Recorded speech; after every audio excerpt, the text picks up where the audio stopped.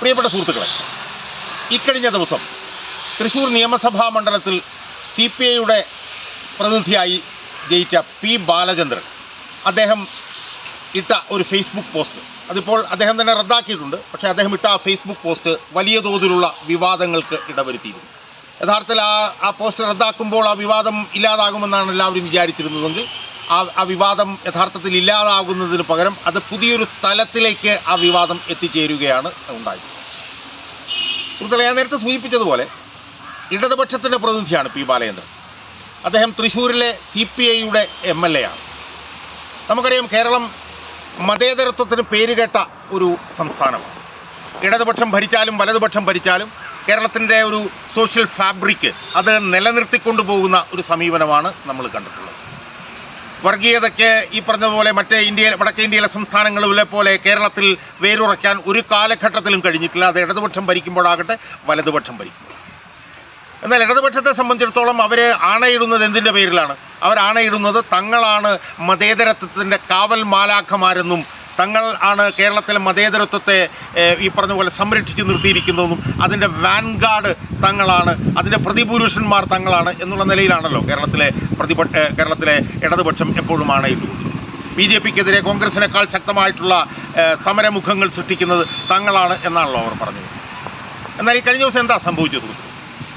P Balachandran എന്ന് പറഞ്ഞ ഈ CPIയുടെ MLA അദ്ദേഹം ഒരു ഫേസ്ബുക്ക് പോസ്റ്റ്. എന്തായിരുന്നു ആ ഫേസ്ബുക്ക് പോസ്റ്റിൻ്റെ ഉള്ളടക്കം? ആ ഫേസ്ബുക്ക് പോസ്റ്റിൻ്റെ ഉള്ളടക്കം എന്ന് പറയുന്നത് ഹിന്ദുക്കളുടെ ആരാധ്യ പുരുഷനായ ശ്രീരാമൻ എന്ന് പറയുന്ന ആ ആരാധ്യ പുരുഷനെ അതിനിശിതമായ ഭാഷയിൽ, നീചവും നികൃഷ്ടവുമായ ഭാഷയിൽ വിമർശിക്കുന്ന ഒരു പോസ്റ്റാണ് ഈ പി ബാലചന്ദ്രൻ ഇട്ടത്. അതിൻ്റെ ഉള്ളടക്കത്തിലേക്ക് ഞാൻ പോകുന്നില്ല. അത് ഇതിനുള്ളിൽ തന്നെ സാമൂഹ്യ മാധ്യമങ്ങളിലൂടെ അത് പുറത്തു വന്നതാണ്. അതിട്ട് ഏതാണ്ട് ഒരു ദിവസം കഴിഞ്ഞപ്പോൾ വലിയ വിമർശനമുണ്ടായതിനെ തുടർന്ന് അദ്ദേഹം അത് പിൻവലിച്ചു. അത് പിൻവലിക്കുന്ന അവസരത്തിൽ തന്നെ ഇനി വിമർശനങ്ങൾ ഉണ്ടാവാതിരിക്കട്ടെ എന്ന് പറഞ്ഞുകൊണ്ടാണ് അദ്ദേഹം വിമർശിച്ചത്. അപ്പം ഇതുവരെ ഉണ്ടായ വിമർശനങ്ങളുമായി ബന്ധപ്പെട്ടൊന്നും അദ്ദേഹം ഒരു വിധത്തിലുള്ള ഒരു ബുദ്ധിമുട്ടും ഒരു വിഷമവും അദ്ദേഹത്തിന് ഉണ്ടായില്ല എന്നുള്ളത്. സുഹൃത്തുക്കളെ, നമ്മൾ കാണുന്നത് ഞാൻ നേരത്തെ സൂചിപ്പിച്ചതുപോലെ മതേതരത്വം ശക്തമായി നിലനിന്ന് പോരുന്ന ഒരു സംസ്ഥാനമാണ് നമ്മൾ. ആ സംസ്ഥാനത്ത് പല മതവിഭാഗങ്ങൾ പ്രവർത്തിക്കുന്നു. അതിലൊരു മതവിഭാഗത്തിൻ്റെ ഏറ്റവും വലിയ ആരാധ്യ പുരുഷനായിട്ടുള്ള ശ്രീരാമനെതിരെ നീചവും നികൃഷ്ടവുമായിട്ടുള്ള ഭാഷയിൽ ഒരു ഫേസ്ബുക്ക് പോസ്റ്റ് ഇടുകയാണ് ഈ CPIയുടെ MLA ആയിട്ടുള്ള ഈ പി ബാലചന്ദ്രൻ ചെയ്തിട്ടുള്ളത്. ഈ പി ബാലചന്ദ്രനെ കുറിച്ചിട്ട് ഒരുപാട് ആരോപണങ്ങൾ ഉയരുന്നുണ്ട്. അദ്ദേഹം മദ്യത്തിന് അടിമയാണ് എന്നുള്ള നിലയിലുള്ള ആരോപണങ്ങൾ അതിശക്തമായി ഉയർന്നിട്ടുണ്ട്. നമ്മൾ കാണേണ്ടത് എന്താണെന്ന് ചോദിച്ചു കഴിഞ്ഞാൽ, കേരളത്തിലെ ഇതുപോലെ മതസൗഹാർദ്ദം നിലനിൽക്കുന്ന ഒരു സംസ്ഥാനത്ത് ഇതുപോലെ വർഗീയ വിഷം ചീറ്റുന്ന ഒരു പ്രത്യേക മതവിഭാഗത്തിനെ വ്രണപ്പെടുത്തുന്ന നിലയിലുള്ള ഇടപെടലുകളുമായി ഒരു ഇടതുപക്ഷ ജനാധിപത്യ മുന്നണിയുടെ ഉത്തരവാദിത്തപ്പെട്ടൊരു MLA രംഗത്ത് വരുന്നത് ശരിയാണോ എന്നുള്ളതാണ്. നമ്മളതിനെക്കുറിച്ചല്ലേ നമ്മൾ ചിന്തിക്കേണ്ടത്. അതിപ്പോൾ ഏത് മതവിഭാഗങ്ങൾക്കെതിരും ആയിക്കോട്ടെ, ആ മതവിഭാഗങ്ങളൊന്നും വ്രണപ്പെടുത്തുന്ന നിലയിലുള്ള ഇടപെടലുമായി പ്രത്യേകിച്ച് ഇടതുപക്ഷത്തിൻ്റെയും CPI പോലുള്ള പാർട്ടിയുടെയും ഒന്നും പ്രതിനിധി രംഗത്ത് വരുന്നതിനെ നമുക്ക് എങ്ങനെയാണ് സുഹൃത്തുക്കളെ ന്യായീകരിക്കാൻ കഴിയും? അതങ്ങനെ അങ്ങനെ രംഗത്ത് വന്നാൽ തന്നെ ഉത്തരവാദിത്തപ്പെട്ട നേതാക്കന്മാർ, CPIയുടെ ഉത്തരവാദിത്തപ്പെട്ട നേതാക്കന്മാർ അവരെന്തായിരുന്നു ചെയ്യേണ്ടിയിരുന്നു? അവർ ശക്തമായിട്ടുള്ള വിമർശനവുമായി രംഗത്ത് വരണമായിരുന്നു. ഇതുപോലെ ചെയ്യാൻ പാടില്ല എന്ന MLAയോട് പറയണമായിരുന്നു. ഇംഗ്ലീഷിൽ പറഞ്ഞാൽ അയാളെ അഡ്മോണിഷ് ചെയ്യണമായിരുന്നു. ശരിക്കും അയാൾക്കെതിരെ ഒരു നടപടിയെടുത്തു തന്നെ ഒരു മാതൃക കാണിക്കുകയായിരുന്നു CPIയുടെ നേതാക്കന്മാർ ചെയ്യുന്നത്. എന്നാൽ CPIക്ക് ഇപ്പോൾ ഒരു പുതിയ സെക്രട്ടറിയെ കിട്ടിയിട്ടുണ്ട്. അദ്ദേഹം എന്തോ പുതിയ വിപ്ലവകാരിയാണെന്നുള്ള നിലയിലൊക്കെ സാമൂഹ്യ മാധ്യമങ്ങൾ പ്രചരണം നടക്കുന്നുണ്ട്. പക്ഷേ ഈ ഫേസ്ബുക്ക് പോസ്റ്റ് ഇട്ട ഈ പി ബാലചന്ദ്രൻ്റെ നടപടിയെ വിമർശിക്കാൻ അദ്ദേഹം ഇതുവരെ രംഗത്ത് വന്നിട്ടില്ല എന്നുള്ളത് ഏറ്റവും ഖേദകരമാണ് എന്ന് പറയാൻ ഞാൻ ഈ അവസരം ഉപയോഗിക്കുന്നു. ഒരു കാരണവശാലും പി ബാലചന്ദ്രൻ ചെയ്യാൻ പാടില്ല. ഇനി എന്തിനാണ് പി ബാലചന്ദ്രൻ ഇങ്ങനെ ഒരു അവസരത്തിൽ ഇത് ചെയ്തത് എന്നുള്ളതിൻ്റെ വിശദാംശങ്ങൾ കൂടി നമ്മൾ ചർച്ച ചെയ്യാതിരിക്കാൻ പറ്റില്ല സുഹൃത്തുക്കളെ. നമുക്കറിയാലോ, കേരളത്തിൽ ഇപ്പോൾ 2024 മെയ് മാസത്തിൽ ലോക്സഭാ തെരഞ്ഞെടുപ്പ് നടക്കാൻ പോവുകയാണ്. ആ നടക്കാൻ പോകുമ്പോൾ കേരളത്തിൽ ഏറ്റവും നിർണായകമായിട്ടുള്ളൊരു തെരഞ്ഞെടുപ്പ് നടക്കാൻ പോകുന്നത് തൃശ്ശൂർ ജില്ലയിലെ തൃശ്ശൂർ ലോക്സഭാ മണ്ഡലത്തിലാണ്. തൃശ്ശൂർ ലോക്സഭാ മണ്ഡലത്തിൽ സുരേഷ് ഗോപിയാണ് മത്സരിക്കാൻ പോകുന്നത്. അതിൻ്റെ കാര്യം ഏതാണ്ട് തീരുമാനമായിരിക്കുന്നതാണ്. 2 തവണയോ മറ്റോ ആണെന്ന് തോന്നുന്നു ഇന്ത്യയുടെ പ്രധാനമന്ത്രി നരേന്ദ്രമോദി തൃശ്ശൂർ ലോക്സഭാ മണ്ഡലത്തിൽ വന്ന് ശക്തമായ പ്രചരണം നടത്തിയിട്ട് പോയി.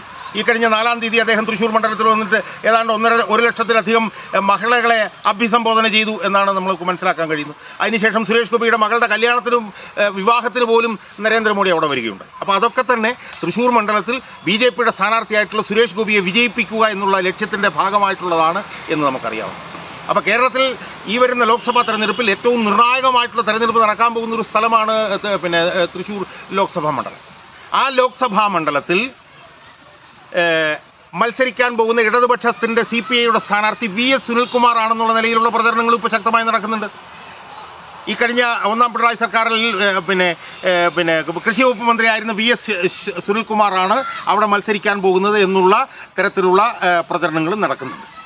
ആ പ്രചരണങ്ങളൊക്കെ നടക്കുന്ന സമയത്താണ് തെരഞ്ഞെടുപ്പിൽ സുരേഷ് ഗോപിക്ക് വലിയ തോതിൽ മുൻതൂക്കം കിട്ടാൻ ഇടയുള്ള തരത്തിലുള്ള ഒരു ഫേസ്ബുക്ക് പോസ്റ്റുമായി ഈ P ബാലചന്ദ്രൻ വന്നത് എന്ന് നമ്മൾ ഒരു കാരണവശാലും കാണാതെ പോയിക്കൂടാ.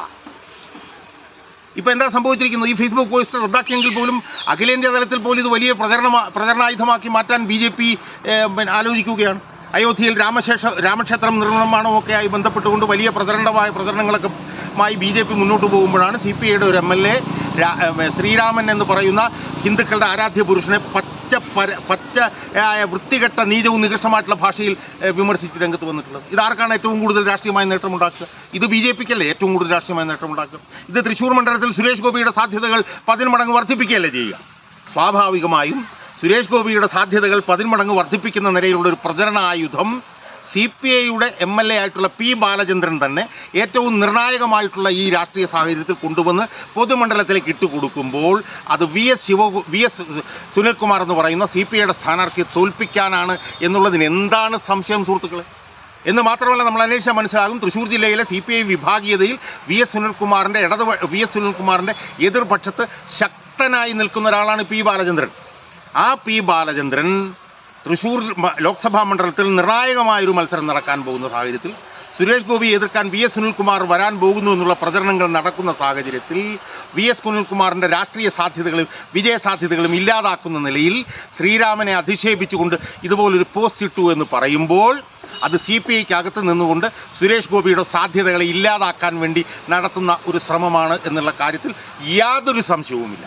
അപ്പോൾ അതുകൊണ്ട് തന്നെ ഞാൻ പറഞ്ഞ 2 കാര്യങ്ങളുടെ പശ്ചാത്തലം, ഒന്ന് നമ്മുടെ സോഷ്യൽ ഫാബ്രിക് നശിപ്പിക്കുന്ന തരത്തിൽ, നമ്മുടെ മതേതര നിലപാടുകൾക്ക് ശക്തമായിട്ടുള്ളൊരു പരിക്കേൽപ്പിക്കുന്ന തരത്തിൽ ഒരു ഹിന്ദു സമുദായത്തിൻ്റെ ആരാധ്യ പുരുഷനെ നീചവും നികൃഷ്ടവുമായ ഭാഷയിൽ വിമർശിച്ച് ഫേസ്ബുക്ക് പോസ്റ്റ് ഇട്ടു എന്നുള്ള ഒരു കുറ്റം. 2, അവിടെ ഇടതുപക്ഷ ജനാധിപത്യ മുന്നണിയുടെ വിജയസാധ്യതയെ ഇല്ലാതാക്കുന്ന നിലയിലുള്ള രാഷ്ട്രീയ നിലപാടെടുത്ത സാഹചര്യം. ഈ 2 സാഹചര്യങ്ങൾ കൊണ്ട് P ബാലചന്ദ്രൻ എന്ന് പറഞ്ഞ ഈ CPIയുടെ MLAക്കെതിരെ അതിശക്തമായിട്ടുള്ള നിലപാടുമായി മുന്നോട്ട് വരികയാണ് CPI എന്ന് പറഞ്ഞ പാർട്ടി ചെയ്യേണ്ടത്.